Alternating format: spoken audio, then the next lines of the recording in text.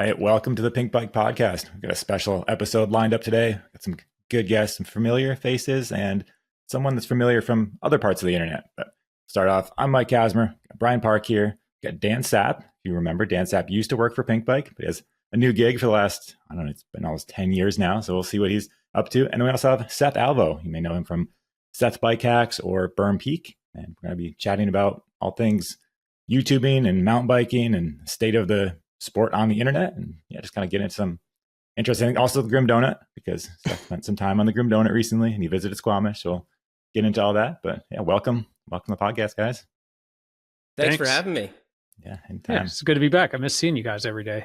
I know. Yeah, we saw you at Seattle, but it's been a while before that. So I know. It's good to catch up. I mean, let's eventually we want to do a bit of a case study on Seth's Grim Donut video, but we should take a minute first to talk about Dan. Dan, what have you been up to since Pinkbike? Well, it hasn't been 10 years, guys. I know, it's been about 6. It feels like 10 years. I think it's been 6 or so. So it was I know. Right at the start of COVID, I think. Yeah. So I would say, I'll tell anyone still, working at Pinkbike was one of the coolest opportunities and, times. Yeah, I got to travel all over the world, ride bikes. That's my job. Just go ride bikes every day. My wife and I have a 4-year-old daughter now, and she's awesome. We're still in Western North Carolina. I've worked with Seth some, but after Pinkbike, I went and did some consulting, like corporate America, high level stuff. It was absolutely terrible. But I went to it with the mindset, worst case, I'm going to learn a ton. And that's exactly what I did. And so that kind of got me up to where I could take on bigger consulting projects within the trails and, mountain bike space and so on and so forth. And so you have a cool job title in the trail world. You have some fancy job title now. Yeah. Do I? I don't know. I remember it being fancy. What are you doing? What are you doing on the trail advocacy side? I'm doing a few things. So locally I'm board president of Pisgah Area Sorba, and that's that sounds it.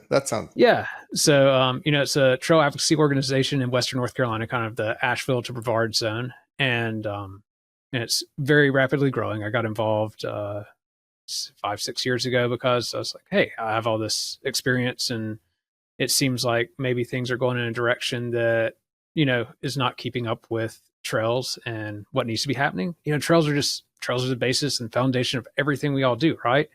So none of us have jobs without the trails. Right. Yeah, we're all unemployed and we don't have trails to ride. So, that's always been important to me. I've always enjoyed trails, and it's like, okay, how do we get some more cohesiveness in this community and push things along? And so, I was on the board, and now I'm board president. We hired an executive director 3 years ago, which was our first paid staff.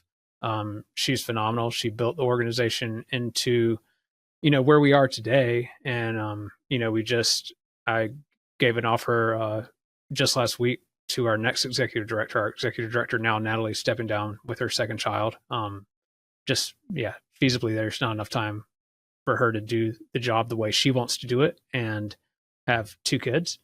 And so, we've really leveled the organization up. We're bringing in this guy, Chris Kmeyer. I think it's a name that a lot of people may not recognize, but if you're in the trail world and involved with trail building, you probably do recognize it. Chris is a powerhouse. I mean, we're just incredibly fortunate that he was even willing to look at us. He's local here, and he was involved with Trail Solutions, with Imba Trail Solutions for years. He has his own consulting deal now. He travels all over the world, multiple months out of the year building bike parks. He's built stuff in Austria, China. He's in Finland right now. Just a wealth of knowledge when it comes to not only trail construction, but the land manager relations and local governments and looking at the bigger picture. You can have a lot of really good trails in one area, which we do have that here in Pisgah. But one of the things I see is like, hey, we need trails outside of Pisgah too, because there's a lot of pressure on the forest, and, you can't keep everyone happy that way. There's going to be people building, trails that are, too easy and taken away from the spirit and character of the area. And, also it's not offering stuff that's challenging enough for plenty of people. So, we're figuring out, and we have a really awesome relationship with the Forest Service and everything now. And so I've been super involved with that, but it doesn't pay me any money. So that's my volunteer project. But also, I work with Seth and I started this thing a few years ago, and now it's just mine, the Back Slope. And it is essentially do trail advocacy consulting, media content strategy, stuff like that, but very heavily in the trail space and getting people to engage with media.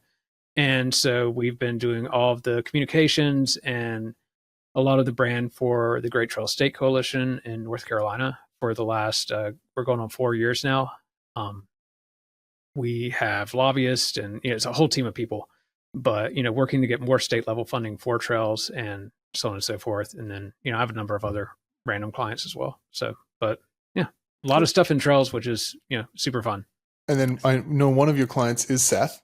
And I know you guys have Seth's my number one, right? A whole other project, which we'll get to when we start talking about the state of media in the cycling world. But first, let's talk about Seth. Seth, welcome. This is the second time I think you've done the Pinkbike podcast. I think we did one with you in 2018 or something. Yes. 19. 18. With Levy. Yeah, well, it was here, so I think it was 19. Okay.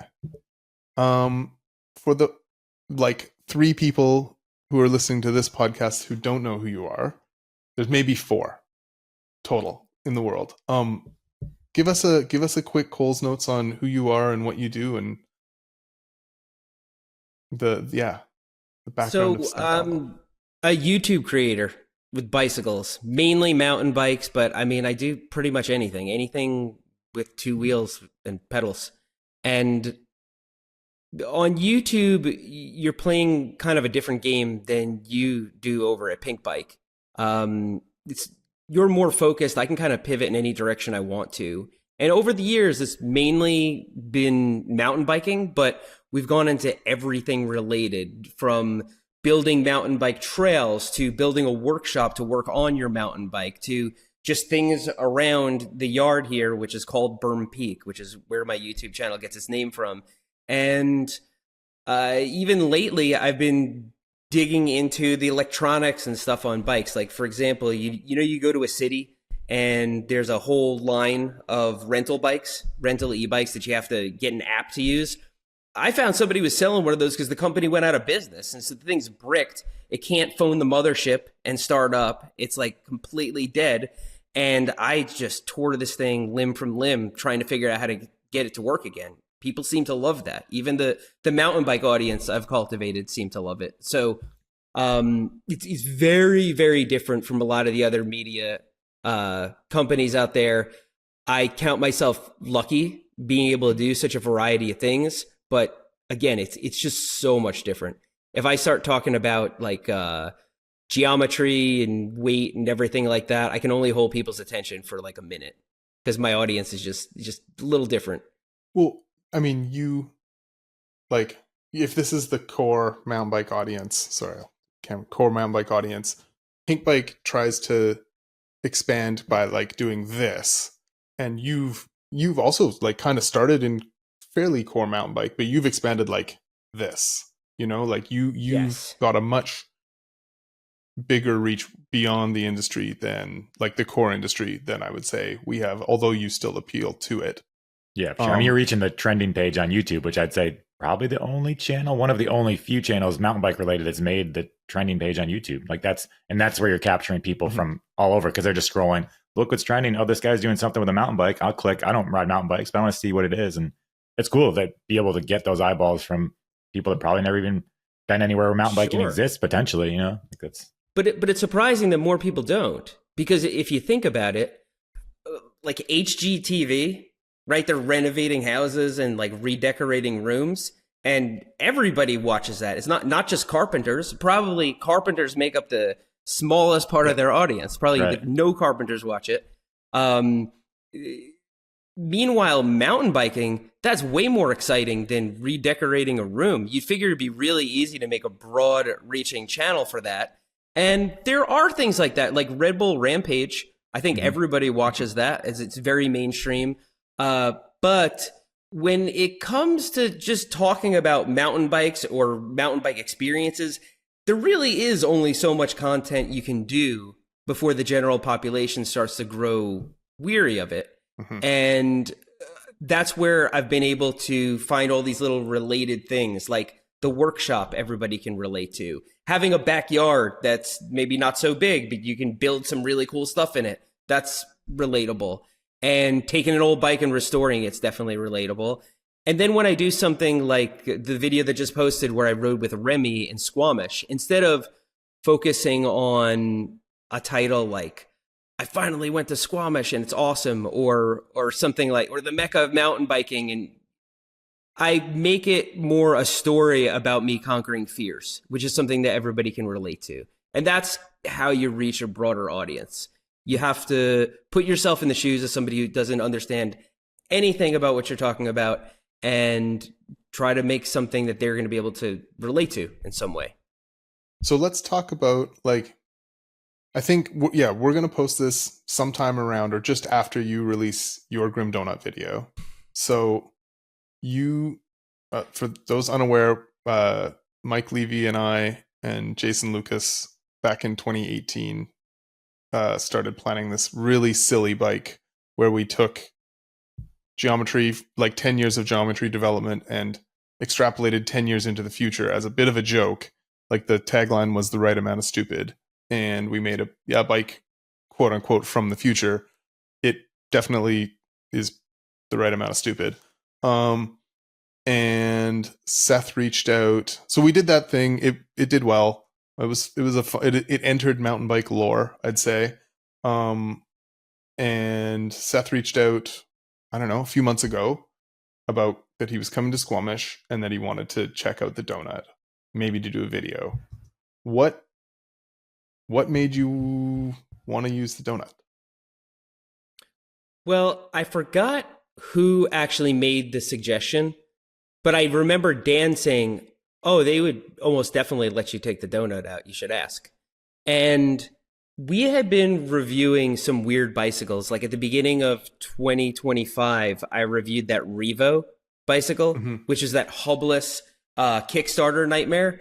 And I got a whole bunch of new subscribers, like tens of thousands of subscribers new, who were really interested in that. And they started watching other videos on weird bicycles. And I'm like, okay, there's so much technology from pre-pandemic and during the bike boom, and that nobody's really covered the right way. I don't mean it like that. I mean, it's been covered before, but marketed towards a mainstream audience. And I feel like the donut falls into that category. You made it because your audience would love that. And you hit the nail on the head. They ate it up as one of your best performing projects. But I'm looking at it and I'm like, if I could explain, like if I could articulate what's so crazy about this to the general public, it would be interesting. And there's a hook. Now, this could end up aging really badly and that video just totally flops on my channel. But the way I see it is I just have a picture of what is actually a striking looking bike. And I do say in the video, one thing about the Grim Donut is that it looks sick. Like if you just have a side profile of that bike, it's a really, really good looking bike, but you're looking at it and you're like, the front wheel is way too far away from like what's going on here? It's uncanny valley for sure. It is. It's a weird bike, but it looks like murderous. And so I'm like, okay, just a nice sharp picture of this bike. And then I can just put something else in the thumbnail. Like this thing's freaking stupid. So you kind of start with the thumbnail. Yeah. I start with a title and thumbnail because it's a good litmus test for whether you can make a video about something. Because if you come up with, I've been as recently as over the last year, I've made this same mistake a million times. You come up with an idea and you're like, wouldn't that be awesome? Wouldn't this idea be awesome? You're like, okay, so what's the title and thumbnail? There is no title and thumbnail. It's not an awesome idea. Because if you can't summarize it in a sentence, if you can't say what it's about, then you're going to lose half the audience, even if it was served to them. Right? Like when you're on Instagram and you're just swiping, you don't have to click a title and thumbnail. It's just served to you and you have to decide whether you're going to start watching. If you start watching something and they can't explain to you what you're watching, they're going to stop watching. They don't know what they're watching. And so any idea that's worth pursuing has a thumbnail and title that you could make. And so to me, the thing about the donut is there's irony. It's stupid. It's crazy looking. But it's fast. So this thing was stupid, but look at what happened when they actually tested it. So that's the hook. That's what's going to get people to watch it, is this bike was a joke until they tested it. And then I can get in, then I have license to explain to them about the geometry and why that's so weird and everything. And it's a little bit risky to do that for the general public, but I feel like the risk is worth it. I want it to try. I want to try and get the general public to nerd out about bike geometry, maybe even if it's just a little bit.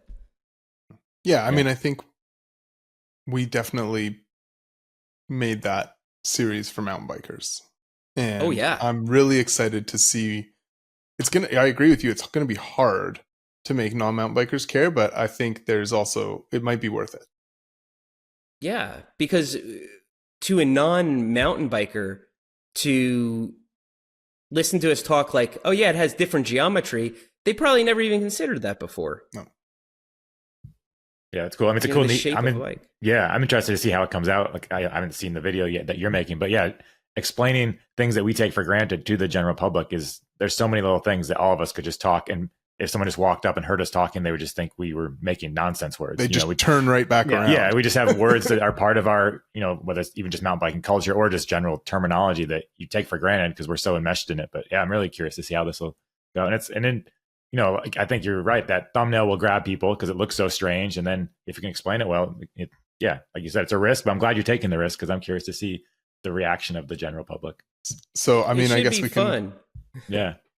We can talk about this here too, because I think probably it'll come out around the same time. But just now, Matt Beer came and picked up the donut and met Jordan, Boostmaster Jordan, with his Boost Monster, which is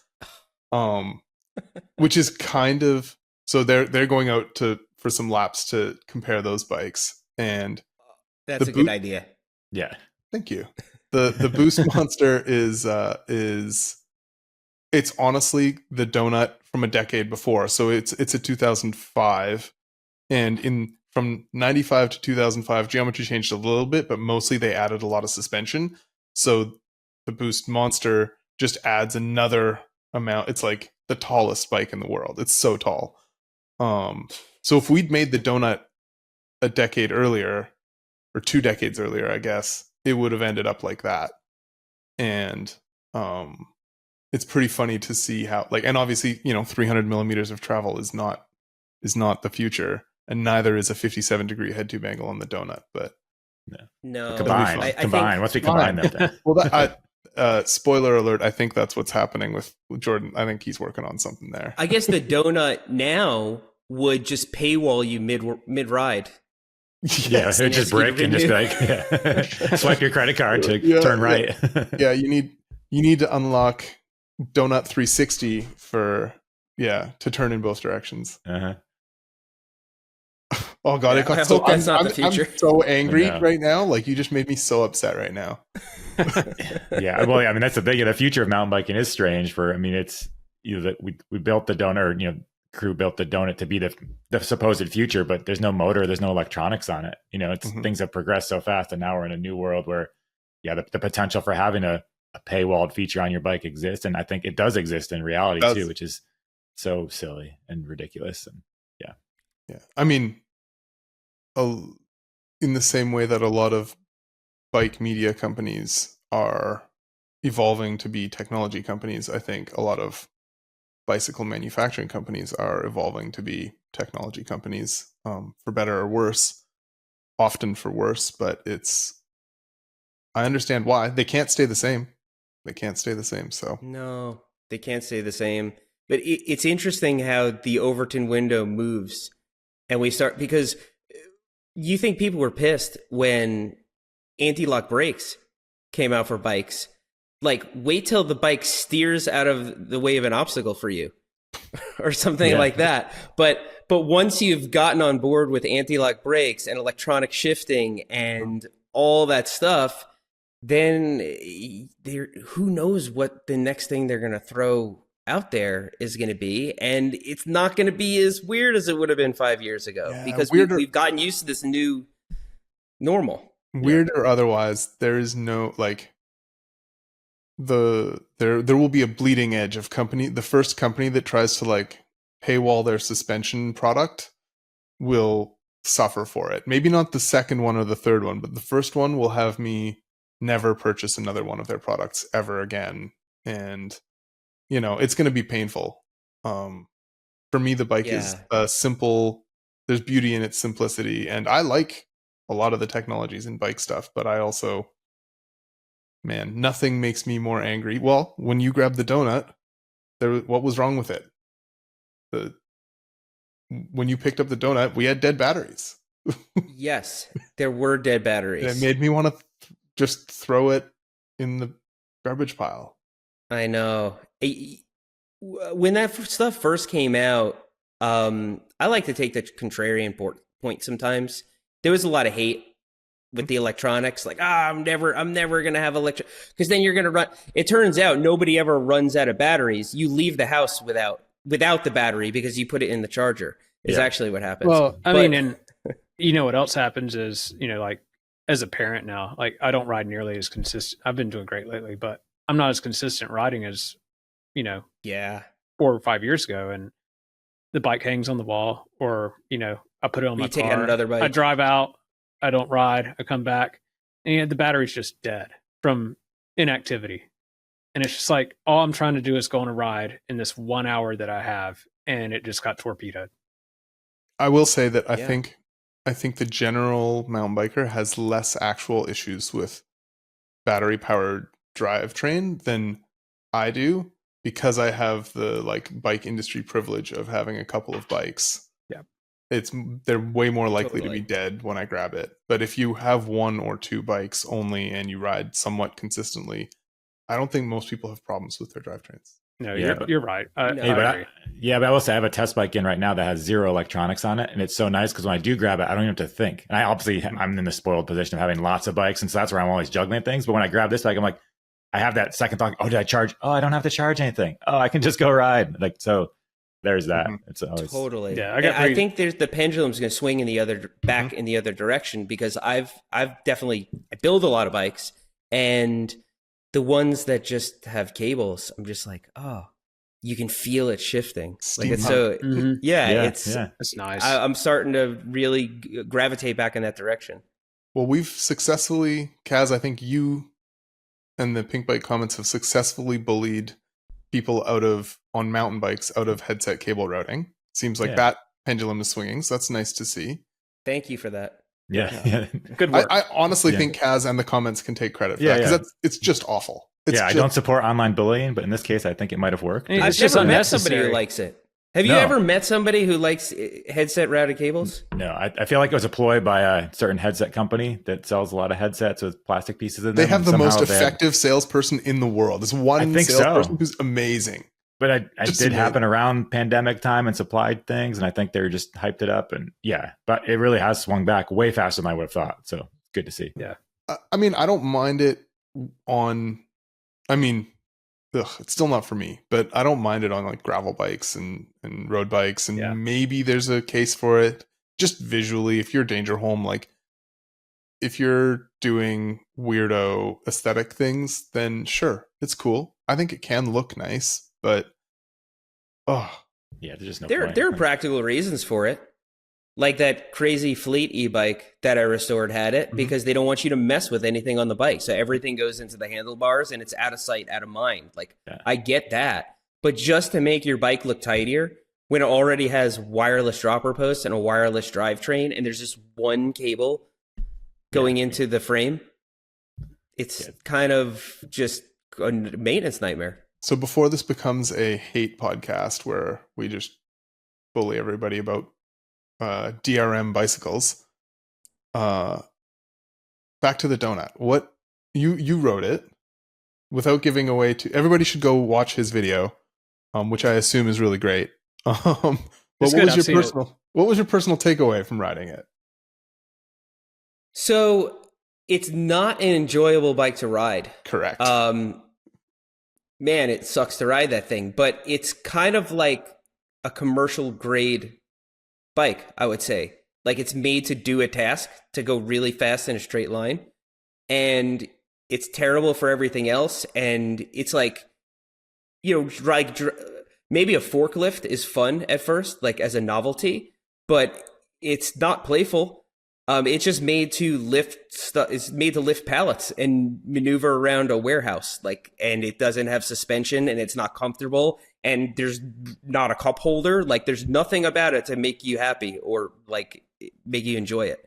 And the Grim Donut. Excuse me, it has a cup holder. Okay, the Grim Donut. It does. Okay, the Grim Donut has been has some gentrified. soft touches. Yeah, that was important. Well, yeah, the cup holders are really important at first, until just that dream was crushed.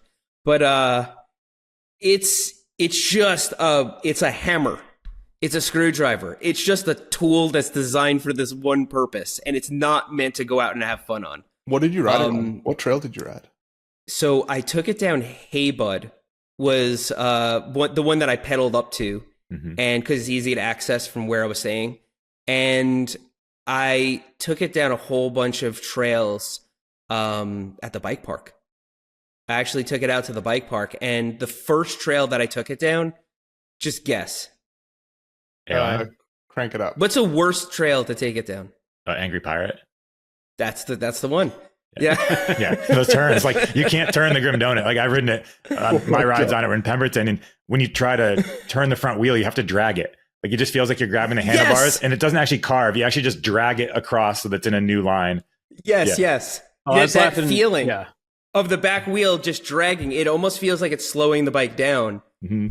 It's crazy.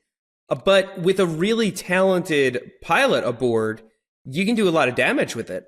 As Johan proved, I don't feel like I was faster on the Grim Donut than I am on my trail bike. Mm-hmm. Because I don't even know what to do with that thing. I was lucky I've lived through it. I did not feel like I was going to go over the handlebars. I mean, it's really stable. Yeah, the front wheel's 100 yards in front of you, so you're behind that. But so I had limited footage with that video because I didn't have my cameraman with me. So I'm like asking friends to like hold my phone or whatever, just trying to get as many clips as I could. And so in a lot of so I didn't have the luxury of like only keeping the very best footage. And so you'll see in some of those clips, I'll see a little something to pop off of, and I'll yank back and nothing happens. It is good. I mean, I've watched the video, and it's painful watching you go down Angry Pirate. I was just why did you choose this trail of all trails in the bike park? Because that's what everybody wants to see. Yeah, totally. And even sizing wise, like, I mean, you're a fairly short rider, so the bike is a 500 millimeter reach, small. which Size small. We say it's a size small, but in modern days, if you just, it's the size of an XL bike. So we put you on another giant bike. We were talking before the podcast about how you rode a 36-inch wheel bike recently. So you've been on like monster bikes. You have to switch tactic. Eventually get you on the tiniest bikes in existence. Because the Grim Donut is not I'm 5'4". Yeah. That's completely different territory of shortness. We measured though, Kaz. The reason we called the donut a size small is that your seated position, your effective top tube, is the same or almost the same on the donut versus what's your normal bike? A Shadow Cat? A Pivot? A Trail Cat. Pivot Trail Cat. Sorry, yeah. Oh yeah, imagine the pedaling position when you're sitting down pedaling. It's right the same. Super tiny because my knees felt like they're hitting the bars. But yeah, if you sit down, it's a size small, and if you do anything else, it's the biggest bike in existence. I did like very early on, like I flat dropped off of something, and you can see it. Like if you're used to seeing suspension compress, like in your hook to flat videos, you see it happen with the Grim Donut, and there is binding in unless you're diving into something. The stanchions in the fork bind up for sure. And it's a very jarring feeling landing. I did take it off a few jumps, not big jumps. I told myself I wasn't going to take it off of big jumps, but I took it off a few jumps and it jumps pretty well. It's actually really stable. I'm surprised. So this version of the donut was made by Pivot. Chris Kokalis was a big fan and awesome collaborator on the project, and they did a really good job on the suspension. Honestly, like the suspension was a lot better than the V1 of the donut. And yeah, I mean, I think they learned actually a decent amount with that experiment, and I really appreciate. Honestly, it feels great. Like that DW-ish suspension actually DW-ish is a good way ish. to describe It's not tech. One of the positions is technically not DW, and one of the positions is, and I forget which one you were riding it in, but it's like fairly low anti-squat, but it still feels somewhat muted and energetic-ish. I don't know. Like it erases things well, but it's normal off of a lip. Yeah, it is. It is pretty normal off of a lip, surprisingly, as long as you have it at sufficient speed. Even though it's a like 8,000 foot back end. Yeah, it's ridiculous. The length of it is really the biggest thing. You don't always notice it. Like if you're going straight, you don't always notice it. It's the second you turn, you notice it, especially because of the head tube angle is one thing. That's where the flopping comes from. But you notice the length, the actual wheelbase of it when you try to carve around a turn, or when you do something that you take for granted on a trail bike. Like you're just doing a little micro move. Like there's just a little rock on the trail, and you're like, oh, I'm just going to take this line around it. And so you try to do something quick, and then nothing. It doesn't work. Nothing happens. Yeah. So in terms of shooting the donut, you have this idea, we line it up, you come out, you are, as you said, you're filming mostly by yourself or with friends holding iPhones. Like even though you're one of the biggest, well, you are probably the biggest cycling YouTuber, you don't have like red cameras following you around. No. Tell me about that. We normally, I mean, here, I'll grab it. This is as fancy as we get. That's pretty fancy. This is fancy we get. Sony A7S with a little V-mount battery on the back. Yeah. If I'm doing like a voiceover or something like that, I'll have a screen facing me so I can make sure I'm framed up and everything. We use teleprompters. We definitely use our fair share of prosumer equipment. But to me, the problem with something like a Red is that you get in the zone and then you mess with a bunch of equipment and now you're out of the zone. You have to be able to do things quickly. And I mix in iPhone shots in my videos all the time because they're easy to get. And the best shot is sometimes the one you were able to get. Now, if I go to Whistler and I have a really limited amount of time to do something and I'm trying to stick to a schedule and I don't have a producer with me and I'm trying to do it myself, I'm going to just purposely cut pieces of equipment out of the mix so that I can just pull my phone out of my pocket and get the shot and barter with somebody. Like, I'll help you on your Instagram reel later. Just, give me these shots. So yeah, I'm not doing anything that fancy because people don't care. What people care about is the story. They care about getting the info that was promised to them, and they care that the audio is okay. Yeah. You don't want to be standing 50 feet away from the camera and you barely hear the person, or like when people, I know now we're going off on a tangent. When people ask me, oh, I've been researching all this stuff to make a YouTube channel. I'm going to order this camera and I'm going to do this and I'm going to do that. I'm like, you're thinking about the wrong things. Just use your phone. And if there's an airplane going overhead, wait until the airplane's gone and then talk. Like that's how far you have to go with audio and video. Like to start, make a whole bunch of videos and then you can try to get fancier. Kaz, for people just listening, Kaz has PTSD face from all of the times I've been like, no, the audio's not good enough. We messed up the audio. Can you get the guys to... I have PTSD more for the number of times we've been filming and someone next door decides to pull out a chainsaw, or like airplanes, or like all the field tests we've done. Every time, inevitably, someone's doing a full house remodel next door. We'll have a nice studio set up. We're about to record, and it's just like, like, oh no. So, yeah, that's where my PTSD face comes from. Oh, the field test. Yeah. Little funny story about that. When I went to, I guess it's like a year and a half ago, I was in Bentonville for a month doing a bunch of videos, and that place is just a town. And so I went out early in the morning thinking, all right, we're going to shoot this video. And every single place I went, there was a leaf blower or landscapers. It was like landscaping day. Yeah. Whatever day I was out there, everybody was mowing their lawn, everybody's doing leaf blowers, and there was nowhere to go because there's no backcountry or something to go into. And you guys are right downtown. I can only imagine doing something kind of like in the Pinkbike yard.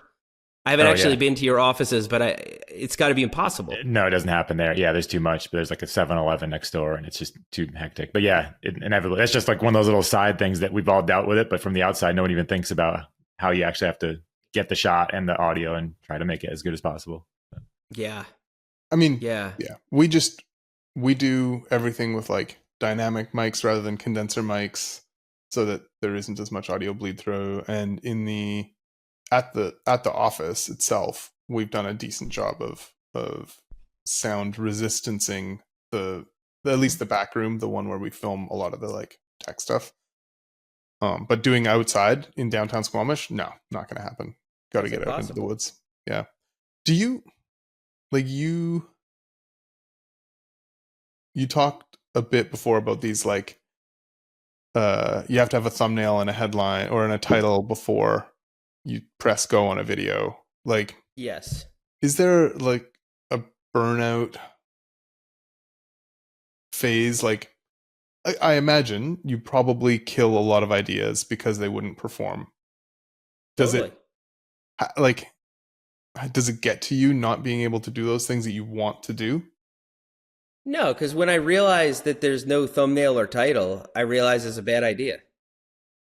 Because if you can't make a thumbnail or title for it, if you can't summarize it in a picture or one sentence, then it's just going to be a boring video to make and edit. It's going to be an arduous video to make and edit.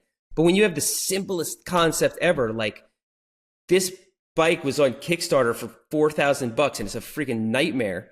Like that's like so rewarding to make that video, or this bike was made as a joke, but it was actually fast when they tested it. That's super rewarding to make.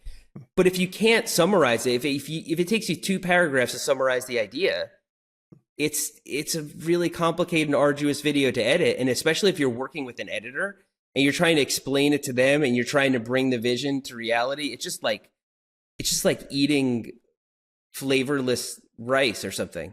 Like it's just a lot of work for no reward. There's probably a YouTube channel where they eat flavorless rice out there. Someone's trying. Probably.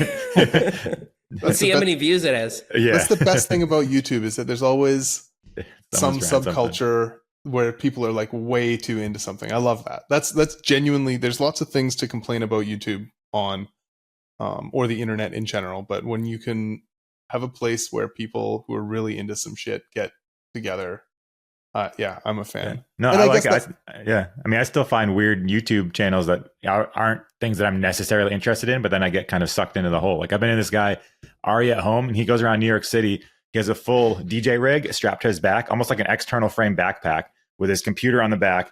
He's got like Fruit Loops or whatever set up so he can mix. He makes beats, walks down the street in New York City, and dudes come up and freestyle with him.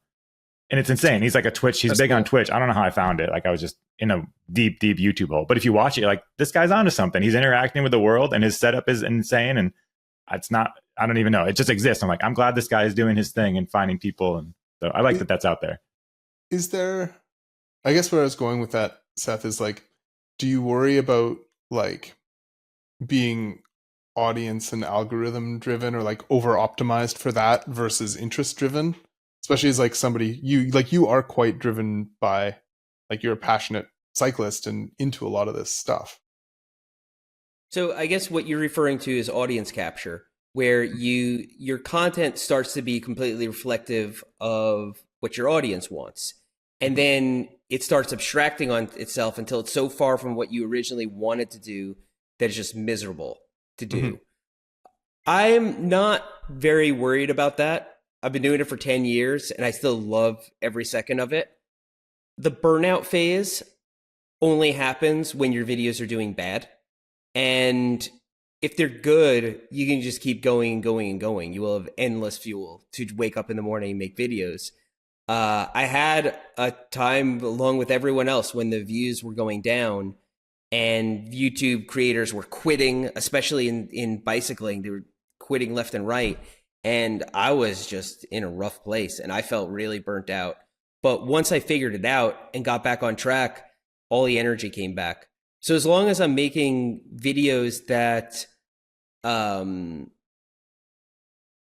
that people want to watch, and that's still, there's still some parameters there. Like it's still got to be something I enjoy doing, or else I'm not going to be able to make a video that somebody is going to want to watch, because I'm not going to have anything interesting to say about it.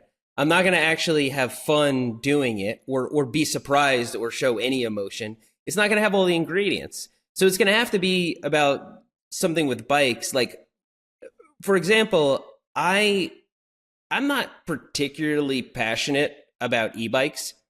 I almost do no videos where I'm riding e-bikes, but I love working on them. I love working on them so much, and like digging into the wires and cutting apart the harnesses, like real nerdy e-bike stuff.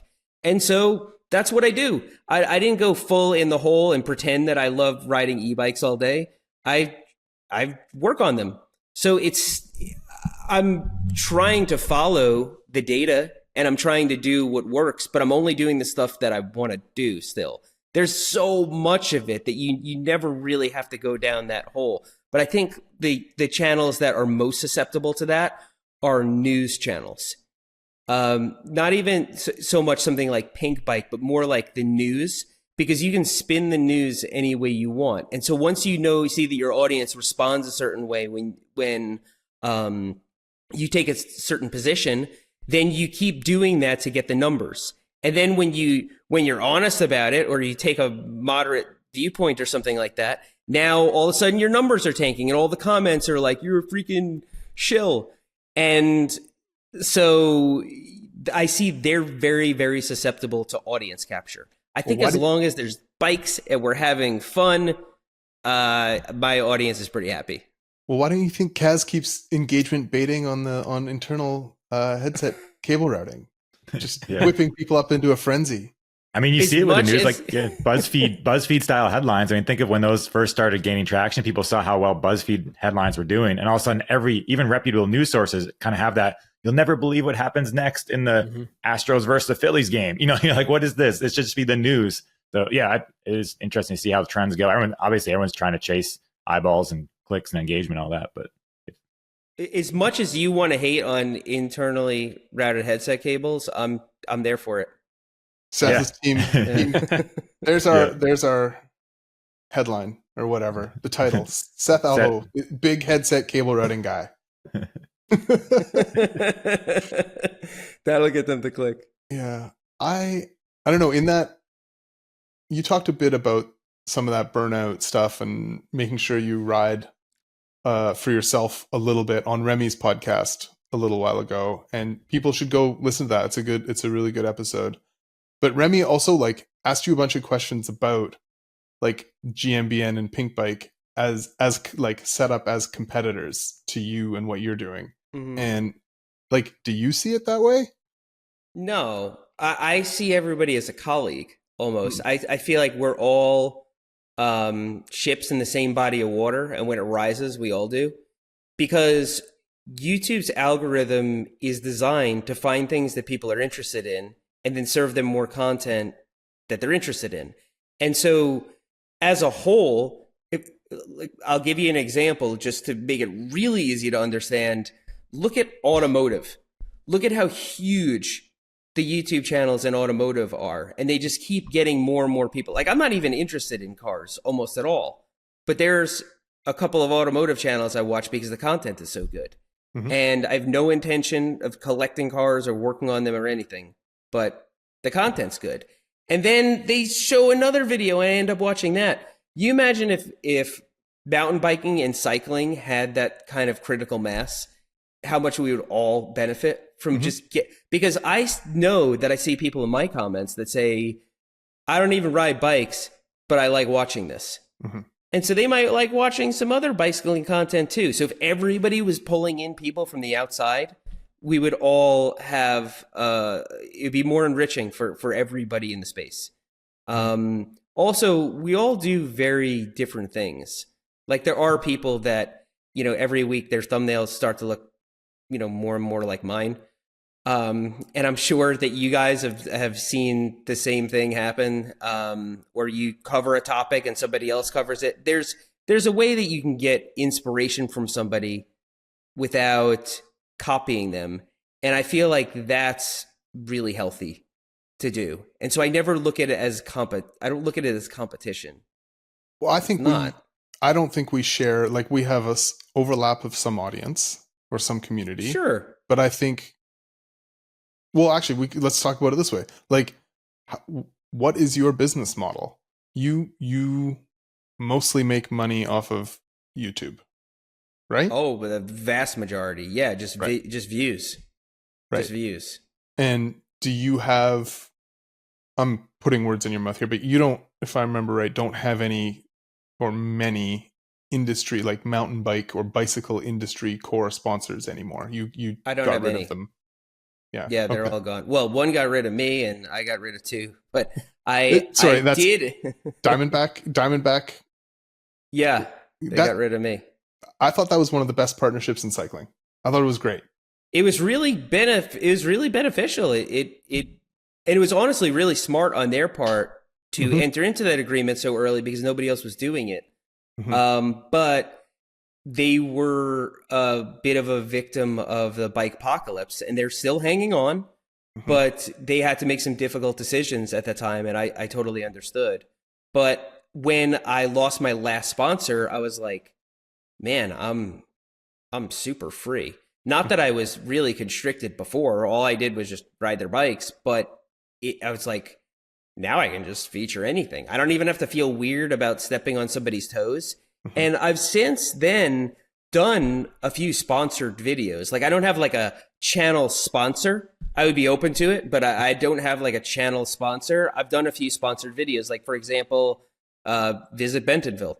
I've gone out there many times. I love doing it. And so I'll work with them. And to me, it doesn't make anything weird about reviewing products or getting on a certain bike someday or collaborating with somebody that's on a different bike sponsor or something. Another one was Insta360. They sponsored that Unbikeable series, and that's cameras. And so it's not, bicycle parts or anything like that. I'm not open to a bike sponsor. Yeah, Diamondback. If Diamondback came back in, you'd be like, nah, I want to do. No, I'm not open to it. I like riding all different bikes, and I like being able to not have to check with anybody. Like, hey, I'm going to look at, you don't really make a bike like this, but I want to do a video on it. Is that cool? They always said yes, but it feels weird, man. When you don't have any sponsors, it's so easy. It's just, get it in here. Yeah, I don't give a shit. I'll review whatever, Yeah. I mean, I thought we were going to offer you a Grim Donut sponsorship, like $50 and a couple of Snickers bars, and you have to exclusively ride to Grim Donut now. It's not that compelling. To get me to exclusively ride the Grim Donut. How many dollars? How many? I would really have to think about it. It would be a lot. It'd be a lot. And I might still break the terms of the agreement. Yeah. Yeah, you cheat. We get footage. Someone just sent footage. I saw Seth ride another bike. Like, oh no. But, Turns out he wanted to have fun. I think it confuses people though, because it's a different model than a lot of people are used to working with. And I manage all of Seth's communications and partnerships and stuff like that. And when Diamondback went away, we had a ton of people reach out. There were people eager and excited to, hey, can we do this? Can we do this? And I mean, still all the time it happens, but it is so much more freeing. And I think the audience also appreciates it, and it goes to their trust and the credibility in, what Seth's doing, what we're doing. They know that it's going to be unbiased, and, obviously we have our personal biases, but it's nothing's being paid off. And I think that's, we've always, when I was at Pinkbike, that's something we always fought was, people thinking that these reviews are paid for. And, honestly, and I still tell people to this day, I feel like, you did a great job of keeping that siloed off. And, sometimes the lack of communication created confusing situations. And, brands would be like, well, we expect a really good review. It's like, well, no, we're just going to be honest. And I mean, because, if you don't have your credibility, what do you have? And so actually, not to flip the interview around, but I would love to hear all three of your thoughts, having been in basically the same position. Because we all have our biases. Everybody has their bias. There's no such thing as somebody who's unbiased. But who do you think is more biased? Somebody who bought a product and is reviewing it? Oh, yes. Or somebody who was given the product and is reviewing it? It depends. Yeah, because there's a case to be made for the person who's defending their purchasing decision. Yeah. I mean, I think I know, go on. Oh, yeah, just because I think it's kind of been like the person who's purchased it just because they wanted that product and then they go to review it later. I think they're the most biased because they want it to be the best. Like if it's actually their own money, like almost your standard consumer, they're the ones that I feel like their opinion is more just biased because they have that product. The guy that spent thousands of dollars to have his fork custom tuned and he had his bushings oversized, all that stuff. He now has the best fork in the world. You can't convince them otherwise because they just dumped $5,000 in that fork where, luckily for us, we get products. We don't pay for them. They send them to us. We send them back. But I feel like that helps make things as unbiased as possible. But it is for sure tricky because it's like it's hard. Everyone has their own biases. Yeah, and there's a sorry, Stan, but there's definitely a case to be made for like testing at scale when a product shows issues 6 months into ownership or a year into ownership. These bearings go. And that's something that a short-term, even a very thorough media side review isn't going to capture. Or it's something like, hey, 20% failure rate on this dropper post. Like that's a very high failure rate, but the one we tested, all we can say is ours didn't fail. So, I do think that there's a lot of value in sort of community-driven feedback. But in terms of an individual one-off review, I think that somebody who neither pays for nor receives any compensation for, or direct compensation for the review itself is going to be the least biased. Yeah. And I think we always tell people, we try to tell people in the comment section and otherwise, just you should be looking at lots of reviews. I think people think that they almost feel guilty of like, I looked at the review here and here. It's like, that's what you should be doing. Like if I was me purchasing them. Yeah. Is the people who say won't say the word vital in the comments are like, oh, the green site. Like it's like, look at vital. You should look there. Like if I do the same thing when my review comes out, a lot of times products are embargoed or whatever. So my review goes out, I'll read everybody else's and be like, and I like when people have a similar take. I'm like, oh yeah, I didn't like that. And they didn't like that. So it's validated. But yeah, I think that people get the idea that they're not supposed to look other places, but they definitely should. And they should ask their friends. They should go to bike shops. They should demo bikes. Like if you're purchasing something, it costs a lot of money. You should just be doing research. Like I do the same thing if I'm buying a toaster or whatever. Like I'll look at wire cutter, I'll look at something else because you don't want to spend money and have something suck. So I think it's cool. There's so many opinions you can get so quickly, but people don't need to feel guilty for looking multiple sources. We should talk some shit though. There are definitely some people who I think get held up as very trustworthy and unbiased as like independent who are not. There are some amazing individual like content creator type folks who review things, but there are also some super shady ones who, yes, they buy their own product at a discount and then they turn around and sell all that product in Facebook Marketplace after the fact. And or the Pinkbike buy sell or wherever. But it's just, that is not clean. If you're making money off of the things that you're reviewing, you can't. You should donate it. You should donate it. Yep. You should donate it or give it back. Give it back. That's why we're always donating stuff. We gotta get rid of it. Or like if you had to buy it and then cap it at selling it for what you paid for it at max. Like it should not be a profit center. And then you should just say you got it for free and you didn't get to keep it because it's the same thing as I'm always situation. Hey, send me an RMA. Like even if they intended on me keeping it, I'm like, send me an RMA. Yeah. Unless it's something like that Moonlander, I'm like, I hope they don't send me an RMA. Like there's certain things, but it's funny because sometimes I'll give something a bad review, or I'll say one little bad thing about it, and then I have like a million comments that are like that was a really bad take. You didn't try this, or the wheels pull out and it stabilized it. Like there's like the people who own that thing get like it cuts right down to the heart. They get so offended. And but there's bias on all sides, because sometimes I have no allegiance to a company and I fully intend on giving an honest review, but then I'm like, that poor marketing manager, like, you know, he has kids to feed. You know, is he going to look really bad from this? And so we're always trying to walk that line where you're being respectful to the person you're working with and everything. And a lot of the times we do just buy it because we don't even want to deal with it, you know? Yeah. But sometimes it's something you can't get your hands on because it doesn't, like, you know, I couldn't just buy a Grim Donut. And so, you know, I didn't want to say... I will give it to you for like $20. What was good about there's no marketing manager. So yeah, that's true. The great thing about the Grim Donut is that it was actually designed as a joke. Yeah. And so I didn't have to worry. I could actually say it was designed as a joke. I'm going to go back in time. I'm going to go back in time and fire Mike Levy. Yeah. But yeah, we fired him a lot of times. We fired him a lot of times. He fired himself. Yeah. I miss Levy. Actually, I mean, he's definitely still working for us, but you know. Yeah, and even going back to like the thumbnail, like starting with a thumbnail, I do think you see some reviewers that start with a thumbnail, but a disingenuous thumbnail. Like they want to have the product broken, or they want it to be the worst, or I tossed this bike in the dumpster, it's so bad, and then they build a video after that, and you're like, that's not how it needs to work. Like if it's bad, give it a bad review, but you can't start with just planning to break a bike or to. It's not You need to call things out when they need to be called out, but we also are lucky enough to be in a time where most mountain bikes are pretty good.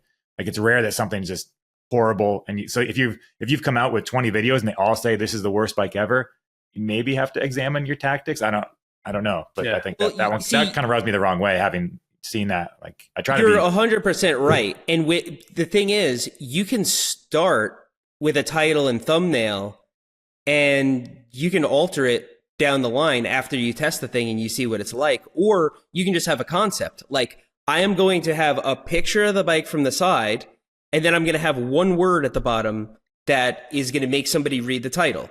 So that's your working plan. And then they say this about this bike. That's already set in stone. They say it's terrible, or they say it's great, but I wrote it.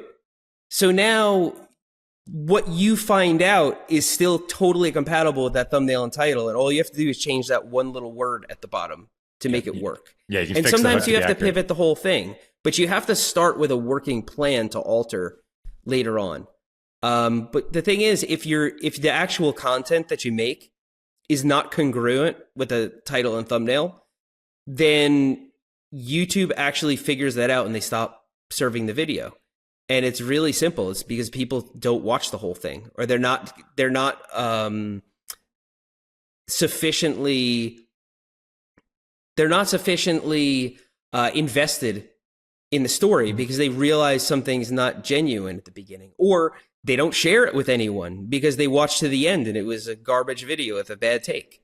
And all those things are going to make the video not perform in the long term. Maybe it'll pop off for 6 hours and then it's going to fizzle out after 3 days. Mm-hmm. We, going back to us being competitors thing, like the business models are so different. And like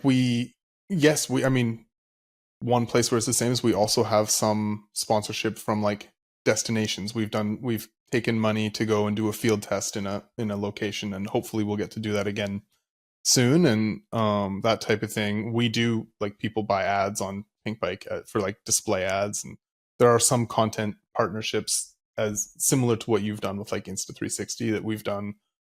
We've siloed it off with like a gear team and a commercial team. I think that for some people in the community, that's a distinction without a difference, even though Kaz's team is very, very siloed off from anything commercial. I'll vouch for that. I mean, we never knew what was going on. Yeah. But it is like Pinkbike and our parent company Outside, like the money there is quite it's pretty diversified, and we definitely, even though we're like a reasonably big mountain bike channel on YouTube, we could definitely not run the business off of YouTube revenue. And it's really not a focus for us compared to our owned and operated channels. We chatted, I guess, like a year and a half ago when things were going really badly, and you were just starting up with Dan, starting some of your, like, you were moving from, was it Patreon to Substack? Mm-hmm. Yes. Tell me about those efforts, and especially Dan. Like, I'd love to hear what you're doing to sort of, future proof in case that there's another YouTube apocalypse type event, or AI comes for all of our jobs. Like, what are you doing with the Substack stuff?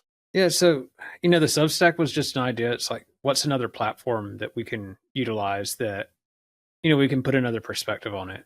And we definitely, like, there's still so much potential with it. Right now, mostly if something comes up, we'll post it, or we have a little bit of a community in there. I think we have like 13,000 people in there right now. And Sure, how many? 12 or 13,000. No, they're not all paying. Okay, I was going to say, like, no. So we do a free. It's free, right? You can sign up, but it's, if people pay, then they can see whole videos early and get articles and stuff like that. And there's definitely a lot more we can do to build that out. But it's nice having somewhere where we can just say what we want to say. I can put my perspective in. It just gives another side of things before a video that's written. Mm-hmm. And it seems like some of our core audience members really do enjoy that and really do engage with that. And, it's also, something, and, put it out there. Like, if anyone in the industry wants to say something, it's something that maybe wouldn't necessarily get front page on Pinkbike, and rightfully so. Right. But yeah, it's a place where we can put whatever we want up there. There's no one to tell us like, hey, this, we want it to perform, but no one can say, hey, you can't do that. You can't do this. And I can write anything I want to, within reason, and so can Seth. And it's there, and it's just another avenue of communication. It does bring in some revenue. It's not a ton, but it's nice that, it's not just YouTube. And, I like doing some more with trail advocacy and stuff like that on there, because I do think that's really important. And that's not, it doesn't get the eyeballs that, if we did that in a video, it wouldn't get the return that we need to. And, same for you. If you did an article, it wouldn't get the same return, but these things need to be said, it needs to be shared. The thoughts need to get out there. Well, Seth has some perspective too, I'm sure. Well, first of all, we make videos before they go up. And so we kind of liked how Patreon was this holding tank for videos that haven't been published yet. And then we can put them out and show them to people whenever they're finished. So it does, because we're timing the videos for maximum engagement. That's why we post on Sundays. But we have this kind of holding tank. The problem with Patreon, and why I shut down my Patreon, moved over to Substack, is that as a platform, it hasn't changed in like 6 years. Mm-hmm. I mean, it's just, they haven't, and it still has the same bugs that it did 6 years ago. Like, you highlight some text and you press backspace and it like erased the whole paragraph or something. Like, there's all these weird bugs. It feels like there's nobody behind the wheel. And so we started researching and trying to find platforms that were like dialed. And Substack was really nice. And that's why we moved over there. And long term, that'll be that's the pragmatic, like, kind of just reason that we moved over to Substack. But as Dan was saying, there's some things we want to say, and there's just no way we can say it on YouTube, because it just wouldn't be compatible with the business model. It wouldn't get any views. It would throw off all our numbers. But we do this because we love it. And so it's really cool to have a place to do it. There was one time where we thought that Substack would be a good just place for extra revenue. Didn't really turn out to be that, but we still love it and we still love doing it. And we just intend on keeping on moving forward with it. And it's also been cool. Like, you talk about the support, the difference between Patreon and Substack. I mean, I have one of the we've had meetings with the development team at Substack. They ask us, what do you want on here? How can we make this better for you? They reach out to us about that. I have someone I can text or call just about any time if there's an issue, and getting onboarded with it. And they were just really great working with them to begin with. And it's clear that they want to invest in the platform and they want us to invest in it. And it's just good to feel supported rather than, just sitting, technology's terrible. And, working through, if you've dealt with Meta Business Suite or whatever else, this is just a totally polar opposite experience. So. Yeah, that's cool. Plus, it's nice to have a spot for the written word. I feel like, we're obviously talking about YouTube and video and stuff, but it does make me a bit sad when I realize how little people actually read and how just consuming words isn't a thing anymore. And we get a little bit different audience. I think we get people that are, reading the article while they're at work, versus you can't just watch YouTube videos. I mean, some people do. Plenty of people watch YouTube videos all day at work, I think. Yeah. And that's great. Keep doing that. But, a lot of people just want to read an article and then they're like, hey, I'll watch this video later. And it's cool to see. It is also like, you said that it didn't turn out to be the profit center that you thought it might be. But it still probably is a healthy hedge against YouTube volatility in the future. And at least something to learn on. And we were chatting before the podcast. I've been ranting about this stat from Cloudflare about how it used to be a 2-to-1 ratio of crawled pages from Google to one eyeball on SEO, and then it got harder and harder over time, and that's why a lot of bike media and media in general did all these listicle style best of lists, that kind of thing. Yes. As it got harder and harder, and it just the quality wasn't great, but they were competing for less and less Google eyeballs, and 6 months ago or something like that, it was 6-to-1. So 3 times harder than it used to be. And then last month it was something like 18-to-1, because the Google AI will tell you exactly what the best hat or helmet or whatever is at the top of Google. And so just getting those eyeballs is exponentially harder for traditional media, especially for this listicle based media. And Pinkbike we're very lucky to not be super affected by that, because we don't do that much of that, and we have a community. And I think building a community for your folks on Substack is a similar hedge and a very smart thing to build long term. Well, yeah, it's also a mailing list. If YouTube were to evaporate tomorrow, some of the only people we could communicate with are our Substack subscribers, which so they could end up saving the day. That is what's so scary about YouTube is we put, I'd say, more effort into our owned and operated channel because it's ours and we can control our own destiny. Sometimes it's good, sometimes it's bad, but I love a lot of things about YouTube, and don't get me wrong, but it would be so scary to be in a position like you, especially if you had a team of 40 people, and wake up every morning and be responsible for 40 people's livelihoods kind of on the whim of YouTube. And it could evaporate or it could change, or you can't speak to those consumers, that community that you've built a community on YouTube. Can't speak to them directly if YouTube goes away or changes. That's scary. Yeah, we just have to go on a bike ride. Yeah, we'd have to go outside and go ride. Just a megaphone the old way and go hear ye, hear ye. Get a soapbox. Seth can pull a crowd, it's I've seen it. It's scary. Yeah. But it is scary. And but I don't know if this is a tangent, but all this stuff with AI and how AI is affecting content, it's scary because you think, okay, nobody likes AI generated content, right? It's pretty much unanimous. Everybody hates it. But do they? I'm starting to see so many AI generated memes. It's pretty much taken over memes at this point. And then it gets even worse when you see music. There are actually AI generated bands that have millions of views. And I think for a lot of us, we're like, that's just revolting. Like, I can't do that. And then there's people that are like, I don't really care. It sounds good. I'm going to jam out to this.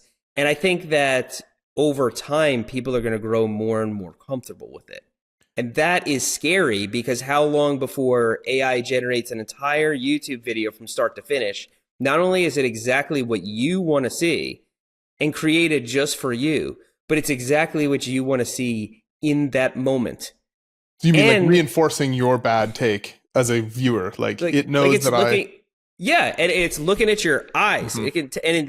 It not only is it what you want to see in that moment, but the actual video is changing as it's going to perfectly suit what you want to see. And if you don't think you're going to want to watch something like that, then it's just a failure of imagination to how well tailored to you that could be. That's scary. And I don't know how I would compete with that. So the example would be like Kaz having a review on whatever, a new drivetrain, and then you're watching the review, and all of a sudden it's realized either through your search history or comment history, or the fact that you're like starting to get disengaged. It's like, oh, this guy's a SRAM hater. Better dial up the anti-SRAM in this video. Like, that's scary and wrong and gross. It's totally. But I'm just like, maybe that won't happen on reviews as quickly, because if we're being transparent about it and people know it, that's an incentive to not watch it. But if it's just straight up entertainment, like I don't see why people would watch anything else. But you see what they do with the short form stuff. They just keep swiping and swiping and swiping. They know it's bad for them. Yeah, the cat videos will suck you in. They'll see that you like the certain kind of cat, and then the next kind, and it'll be, the brain loop will just melt people, and it will work. It'll be very effective if they create that. Because I did a whole video about this. It's one of your best videos. I don't know how it did, but I love this video. It didn't do well, but everybody who watched it loved it, and they're like, share it with their school classes and show it to their kids and everything. How imagine if you went to the grocery store and you put a bunch of healthy food in your shopping cart, food that you want to eat, food that you know you have to eat. And then you go home and you have the whole week planned out. Like, okay, I'm going to make spaghetti squash tomorrow night. And you open up the refrigerator and it's not filled with the food that you bought. The fridge algorithm realized that you are actually willing to eat something else, and that you'll actually eat more of it and for longer. And there's all sorts of potato chips and just filth in there. And so you eat it. That's essentially what happens on Instagram and TikTok and YouTube Shorts. And YouTube, it doesn't care what you want to watch, what you've actually subscribed to. It cares what you will watch. And it will show it to you because you will consume it. And we try to justify that by saying, well, it's really good at it. I watched it. You know, it seems to find this stuff that I really want to watch. Yeah, it turns out I want to watch forklift accidents all day. But that's not the recipe for a healthy life or healthy habits. And just like you wouldn't want your refrigerator deciding what you want to eat, when you were on a full stomach with a list that you thought through, rationally going through the grocery store and choosing your groceries, that your fridge knows that you want to eat something that will kill you, that you'll eat rat poison. It's delicious. That's not good. Yeah. Give me the rat poison. But why is it acceptable when it's feeding our minds? Yeah, and you just get tricked by it because, like, I mean, now at least on Instagram, you can kind of reset the algorithm, but it can. But even before that, even when you do that, it's still doing the same exact thing, just feeding you what you want to see, and you can just find yourself like spiraling out. Kaz lingered on the cleavage for like a second too long, and the algorithm decided that's all he needs from now on. It's crazy because it it knows who you're hanging out with too. You know, people think your devices are listening; they're not really, but it does know. Like, if I'm standing next to somebody that's been looking at a certain thing, I might be interested in the same thing that person's in, and then you start wondering who you hung out with that gave you this. I won't say the strange things that pop up in my thing, but even the weird things happening. Like, who did I hang out with that gave me this? Like, you infected my algorithm, but. Like we're saying, AI content, you know, even the AI videos, they feed in that scroll feed. For a while, I was getting some sort of almost like a forklift on the edge of a cliff, clearly AI generated, but I'm sure people are clicking on that, and then they can just keep. It's a bad cycle of brain rot it leads to. I don't know. Yeah, people need to read books. Please read books, people. If you've listened to this far, thanks for listening, but also read books. Oh, for real. I will say that there are some really cool things about some AI stuff, and I do think that in the same way that like spell check or digital photography, all of the fears that when print photographers, film photographers had to confront the reality of digital photography, they really resented how easy it was for an amateur to make a good photograph or a technically correct photograph. And they really resented that because that was theirs. And kind of similar to Pinkbike, early days of Pinkbike, print mountain bike media really resented the reach of Pinkbike or all of the digital platforms, and that they might publish something from a consumer on the site, like from the community, rather than with like via an editorial board, was very like unacceptable, and they resented that deeply. And and I think I worry about us sometimes doing that to whatever's coming, and I think the charitable or some of the cool things on the AI front is that if you have a great idea, even if you don't have a Ivy League education or a degree or like, all the technical knowledge for whatever, if your idea is really good and you can communicate that in a not very good way, AI can help you deliver that in a really impactful way. So I don't know, like in some ways there's a certain democratization available. I don't know. Is that too charitable? Just like anything else, it can be used for good. Yeah, makes removing kickstands from bicycles super easy. When you have the little in Photoshop, when the stick that holds the bike up and you need to erase it, generative AI is your friend. It just goes right away. Don't give the secrets away. Yeah, there's little things. Magic. It's interesting, but yeah, it's such a whole. I don't think any of us would have expected, 5 years ago, that AI would be such a hot topic and we'd be talking about it so much, even just in daily lives. I don't have answers for it, and I definitely listen to lots of podcasts and consume media about it, where it's going, but it's a strange landscape to try to figure out what it'll look like. I know. But what's interesting is we've had special effects in movies for the longest time. For the longest time, they could make an explosion or a tsunami or a building collapsing that's never actually happened. And it looks completely real and it's super captivating. But still, when you see the real thing on video, it's way more captivating. Yeah. When you see like a real forklift accident. Do you want to watch AI generated forklift accidents? No, you want the real one. Yeah, you want the whole entire warehouse just to collapse internally because the guy pulled out the wrong thing, and that's the one you want to see. It could be the Indiana Jones warehouse collapsing, and you wouldn't watch it if it was AI. It's not interesting, right? You want to see the real thing. We haven't had any AI submissions for Friday Fails yet, but I'm sure it's coming. Oh yeah, I want free range. It might have already happened. Yeah. Nah, we're free range organic. Friday Fails only. Stefan's got to be way more meticulous now. He's got to check every one of them. Perfect. Yeah. Well, that's the thing. In the age of AI, when you can generate completely convincing videos, it's going to be really hard for new media outlets to come about because it's going to all be based on reputation. And so it's really important for media companies like Pinkbike to police the AI stuff really strictly, so that when that stuff is just everywhere, people know they can count on you, that those Friday fails are going to be real people getting maimed and not AI people getting maimed. Yeah, that's true. And it's easy to go. I mean, I'll admit I've used one AI generated like picture in an article once, and that was a few years ago.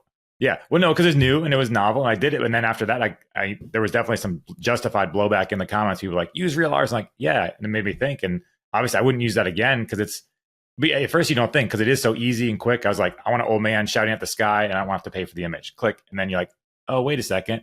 I know some talented artists. I know someone that could draw this.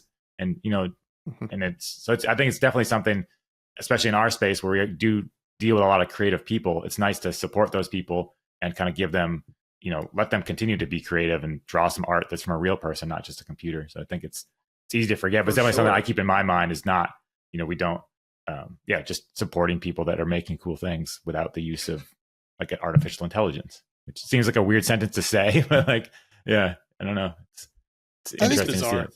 Yeah.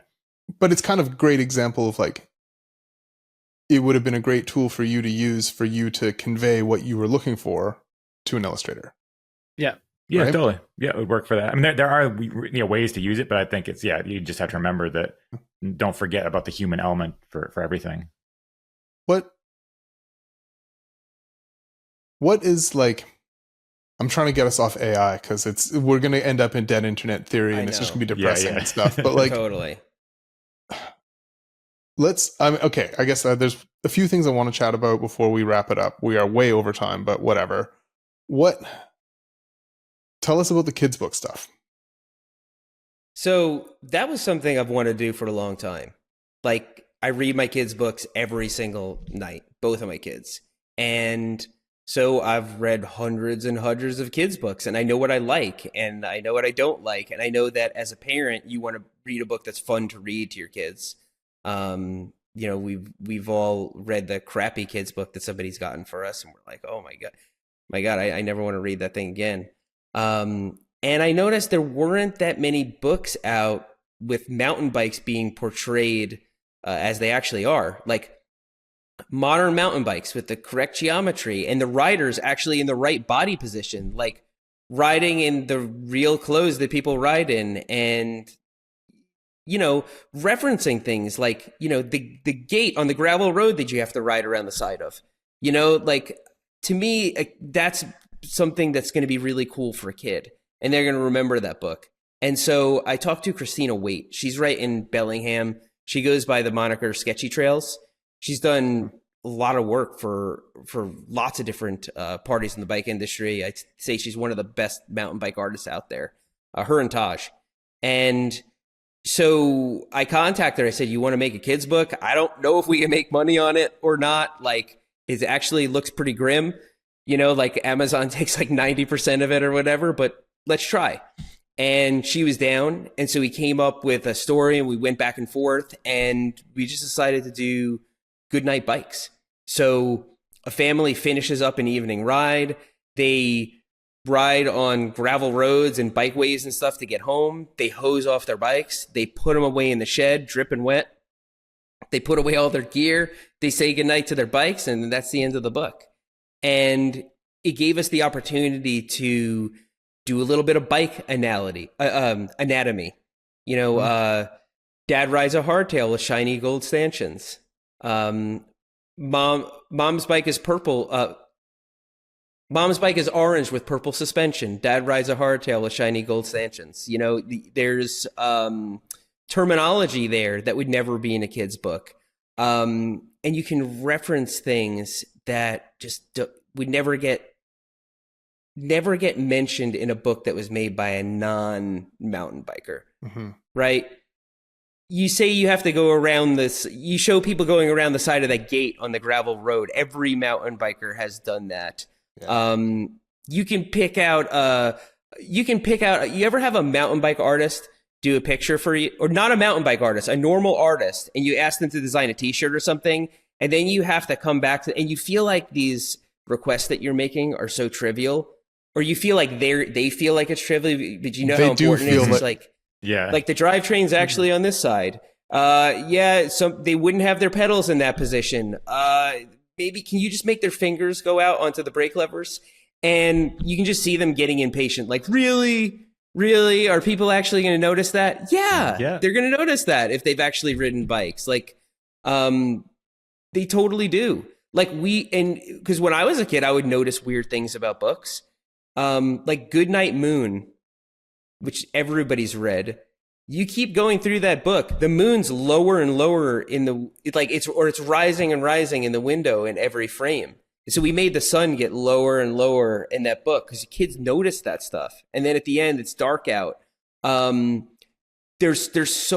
tried to tell a story with each kid in the book, like in their cubby. Like one of them has like a little race plate. Like we tried to, like we went into such detail. Like we sat there and discussing these images over video chat so many times to make it deep enough where kids could really notice something new every single time.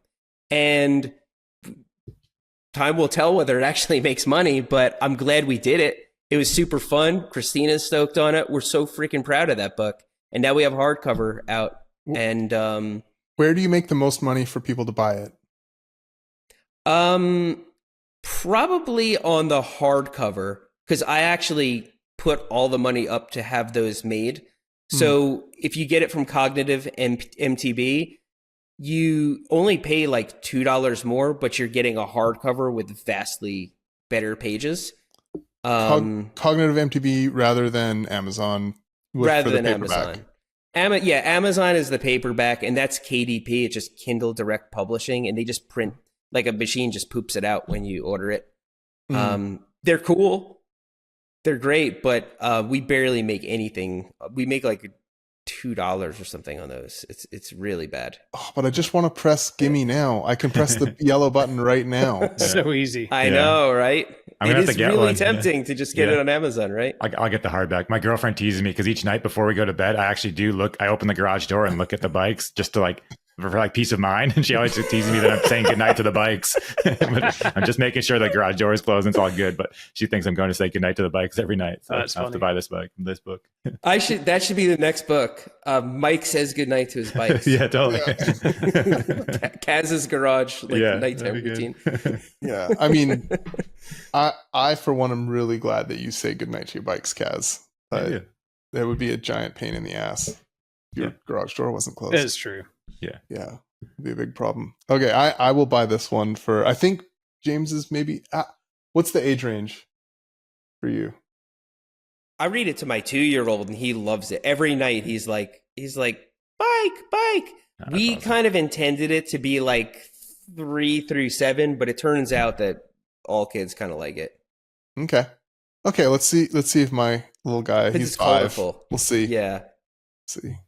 Oh, he'll dig it. Yeah. Yeah. Yeah, he'll dig it. My 4-year-old likes it. Sweet. Okay. I'll pick that up. I know. Yeah, he really likes Taj's, which is another great kids book. If anybody's looking for kids books for their kid, Taj has one. Why am I drawing a blank? Bernie the Bike Builder. That's right. Also great. Maybe a little. It's more. Yeah, it doesn't have the same good night. It's not a good night book. It's just a cool book. Yeah, it's a lot wordier. It's a little bit higher, older age, I think. Mm-hmm. Yeah, but his illustrations are right up there with Dr. Seuss. Oh, they're so good. They're so incredible goofy and just awesome, and they have so much character. For sure. They're great. That's why I have them tattooed on me. Do you have more than one? Hey, I have 3. You have 3 Taj tattoos. Uh-huh. Wow. Well, awesome. 4 now. 4. Yeah, because the free one that Pinkbike paid for last year. Yeah. Yeah. So I have 4. Yeah, 4 of 3 of his characters and one little emblem thing from him. But I just like him. Hey, that's better than a piece of barbed wire around your bicep. Yeah, exactly. Oh, he has that too. He has that too. Yeah. And his name in Gothic script across his back. I'm waiting for that to be the chess piece. Yeah, Kaz. No, I haven't gone there yet. Cool. Oh Lord. Now we're what into else? kids books and tattoos. I think we're getting close to a good wrapping up point for this. But I guess, what's next that you're excited about this summer, Seth? You got any projects or trips or something? Well, I already went on my big trip. Already went on the big trip for the summer, but I've got a few other things on my to-do list, and we're trying to work them out, but we'll leave those to be a surprise. But we have a few interesting videos coming up that people are really going to like. One of which starts with Pinkbike's take on it. And so you guys are going to have to find out about that. The video starts off, hey, when this bike was first announced, here's what the Pinkbike comments looked like. Oh, nice. Sweet. That one's those gonna be good. those meanies in the Pinkbike comments. Yeah. Did you like it? Did you like the bike? It's contrarian to what the comments? We're going to find out whether the Pinkbike commenters were right or wrong. Yeah, that's a good experiment. Yeah, I like that. Yeah. Yeah. Awesome. They've been right about a lot of things, but they've been so wrong, as have we, I guess. They're great. I mean, that's why, we should give the shout out to the commenters, as we try to do when we can, because as frustrating as they can be, and I'm sure you guys experience it too on YouTube, but it is nice having people giving you that instant feedback, and they do mean well most of the time, some of them. like just having the commenters, they're necessary evil is the wrong word, but it is nice to know that people are that engaged that they took the time to write something, even if it's to tell you that you're an idiot with big ears or whatever they like to say. Like, yeah, I mean, hey, just because someone has an opinion doesn't mean they're right. Yeah, but at least they took time. So, yeah. But that's the best thing about Pinkbike. Yeah. The comment section. We need it. Yeah, it wouldn't it'd be so dull without the comment section, and that's why people go there. You guys are in the line of fire. Yeah. So it's a little you're about to see this thing that you worked on for 3 weeks get torn apart. Yeah. But the rest of us, we're just licking our lips. Yeah, there's definitely a requirement of working for Pinkbike. As an editor, you need to have thick skin. There's like a thick skin test you need to pass before that, just because you're going to get people try to get under it. Yeah. People, at varying degrees of success. I think it's really hard on some people and not on others, or less on others. I don't think I could have done it for year after year after year. Mm-hmm. I think I did it for the right amount of time. Yeah. Part of my brain is probably destroyed because of it. I probably have some sort of thing, but it is it took a while and still takes time. When some people still get under my skin to this day, even after 13 years or something. They got me. Y'all should go to therapy. Probably. Yeah. Well, it's because the things that you're going to get upset about are not the things that you don't care if somebody says you have weird ears or something like that, but then they're like that's not the right use of begs the question. Yeah. Oh, exactly. There's so many it's going to be something like that. Pedantic people, and it's just like, oh no, why is that getting under my skin? Like, leave me alone. But the absolute worst is when somebody's right. Oh yeah. And you're wrong. That is awful. Yeah. If you missed something that's like, whether big or small, you're getting called out publicly for being incorrect. No one likes that feeling. That's a bad feeling. So it's also one of the best things that keeps Pinkbike motivated to do a good job, honestly. Because there's more to Pinkbike than just the articles. It's also the comments, and that's where you get like a lot of information and just thoughts and insights that I have been from reading comments that were not part of the article. Like the article had to get published for somebody to say something. Yeah, and so I think a lot of people go there because it's this one big package they get. Yeah, and it can kind of crowdsource this stuff. Sorry, Dan. Almost crowdsources whether it's an issue with a product. And we were talking about how when we review a product, it's in isolation. But if I review it and then eventually people are like, I had that and it blew up. And then you get a bunch of people like, mine blew up too. It's pretty instant feedback there too. Like, oh, look, there might be an issue. And then we can dig into it and say, hey, let's get another one in, or talk to the manufacturer and see what's happening. Yeah. I think that's been my favorite, is when we've done a review on something that is maybe not right at launch, but we've done a review that's 6 months after launch, and we have a certain take, and comments are like, usually they agree with some stuff and disagree with others, but it's really nice when then there's like a consensus built in the comments one way or the other about like, oh, this thing is an issue. Those tires do exactly what the Pinkbike guys said, but they wear out really fast, or they're susceptible to this. Like I bought 6 of them, and half of them had weird bulges or whatever. Like, we didn't get that in our review, and we can only review what we get. But that's really valuable. That's like a good balance of crowdsourcing plus expert analysis. But the reader got more value out of the whole package because those comments were there. Yeah, exactly. Yeah. And we don't look out of the ivory tower, the ivory Pinkbike towers, at like reader opinion as all that different. It is a community, and anybody can submit their own stuff. So oh yeah, there's freedom of speech on Pinkbike. Ish. Actually, there is not. They don't get to say whatever they want. That's there. Yeah, we're a private company, and I hate it when people are like, you're like infringing on my freedom of speech because you removed my hate speech. It's like, no. Oh well, yeah. Turns out things, not accepted. Yeah. But I think it does help.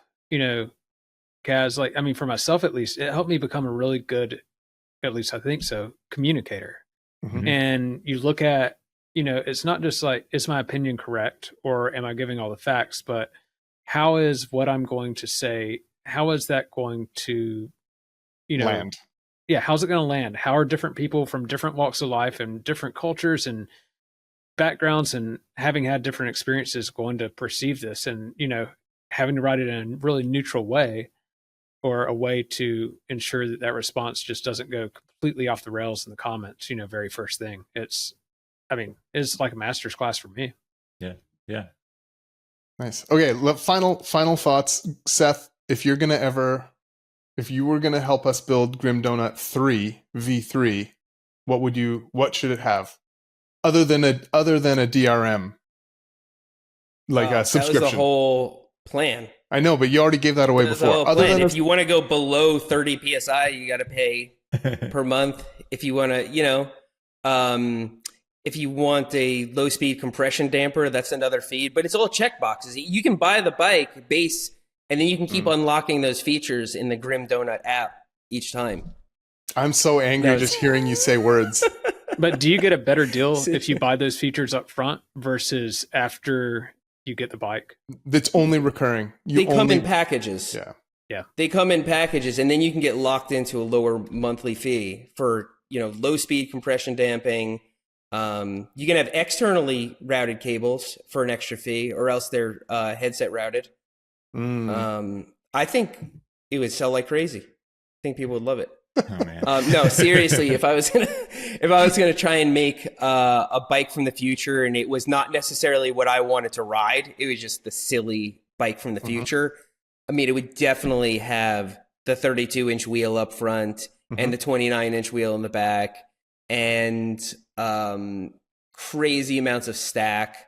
I mean, I have to look at some numbers and double them up, I guess, to really find out. But we're now in an interesting time because I think some of the stuff has calmed down a little bit. Some of the stuff we're going back on. I feel like reach, the pendulum is swinging back towards like a normal kind of area. Like for humans, I'd have to look at some numbers and figure out what to double, what to leave the same. Yeah. Might have to make a phone call to Levy. Yeah, see what he's up to. He's had all this time to brainstorm. Himself. He'll just tell you to buy a gravel bike. Yeah, he's full gravel now. Yeah, it would just be a 32-inch mountain bike with curly bars. Yeah, very likely it would. Yeah, yeah. Future gravel. We've definitely talked about doing a Grim Donut gravel thing, but with a gearbox and a belt drive. Yep. Is that the one thing that everybody unanimously likes is belt drives? Except for unless us. they've tried it. Yeah. I still don't unless understand you've worked on it. Yeah. I mean, in theory, it sounds really good, and it is really good for a lot of applications, but it's not good for everything. Yeah. It's been fun to see, but yeah, I think that there's a lot of complications that people forget about. Even just the shifting experience so far on it isn't ideal, but we'll see. I think that Chris Sugai, who of 29er fame, is the perfect person to be heading up Gates's belt, sort of higher end belt push, and like the belted purse, which full disclosure we have some commercial videos in that space, but I am absolutely loving. If you look at downhill mountain bikes today at the World Cups, it kind of looks like 2008, like in massive development phase. Like everybody's trying all kinds of crazy shit, bringing new bikes every couple of rounds, trying different suspension stuff, all these things. And this arms race has kind of been kicked off by a lot of the belt stuff. So I am a big so fan. stoked to see gearboxes on downhill bikes. That makes the most sense. Oh yeah, for sure. It is the best possible application for that. But that's not what they'll make money with gearboxes on motor gear units, e-bikes. That's where they'll make money, and commuter bikes and stuff. But showing it, if it can win or get close to winning a downhill race, that will be such a cool part of the story for them. So yeah, we'll see. Okay, so you would put a gearbox on the next donut just for hype? Yeah, on the donut, yeah, I would do. It would have a gearbox. It would have a belt drive. It would have a whole bunch of digital rights management stuff. And the gearbox means you can lock out your easiest and hardest gears unless there's a subscription fee. Totally, or you can only shift, 2 at a time or whatever, and then how it goes. I mean, there would be if you could limit the brake levers so that you can only move them so far in or so far out, or angles up and down, and you just keep unlocking stuff and just keep making the person happier and happier with their bike as they pay more and more. I feel like we'd be unlocking so much shareholder value Oh yeah. Yeah, if any VC groups want to help us with this one, Seth's going to do it. The most man. frustrating bike of all time. I'm gonna build up a Oh, rigid yeah. single speed and go in the woods. Oh, this is going on. Yeah. Cool. Nice. Well, that seems, let's wrap it there on the dystopian thoughts of what might happen. But yeah, it's great chatting. And excited to see what you guys have coming up. I'm excited to watch the Grim Donut video too. Yeah, and thanks for having us. Yeah, anytime. it's been great. It was good. It's always fun chat. We'll have to actually get on a ride one of these too. We'll have to ride some bikes. Maybe I'll come over. I know. You've been saying that for years, guys. I know. I might Come get on. closer this fall, so maybe I'll figure out a way to get up there. But Yeah, it'd be awesome. we'll make it happen.